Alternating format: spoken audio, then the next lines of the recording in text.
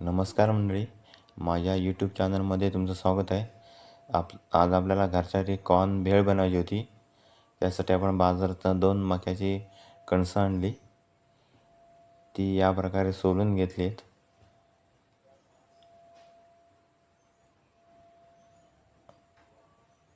सोलून झाल्यानंतर त्याचे 4 भाग करण्यात आले, जेणेकरून दाणे पटापट काढता आले पाहिजेत.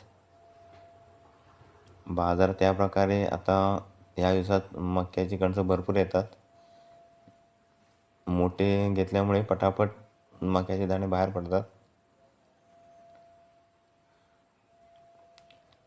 सोलून झाल्यानंतर एका पाण्यात 5 ते 7 मिनटं थोडा वेळ दाणे ठेवून दिले. आपण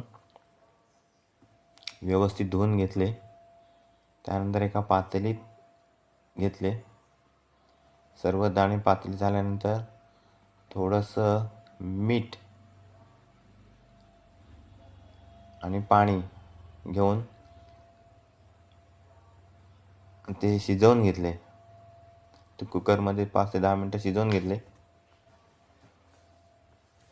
तोपर्यंत कांदा, टॅमॅटो, कोथिंबीर कापून घेतली.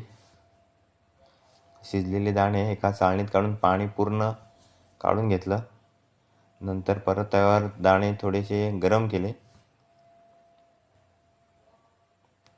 एका बाउलमध्ये काढून टॅमॅटो, कोथिंबीर, कांदा मिक्स केला.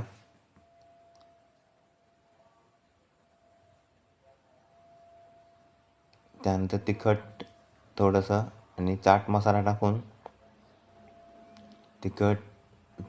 टाकून सर्व एकत्र केलं.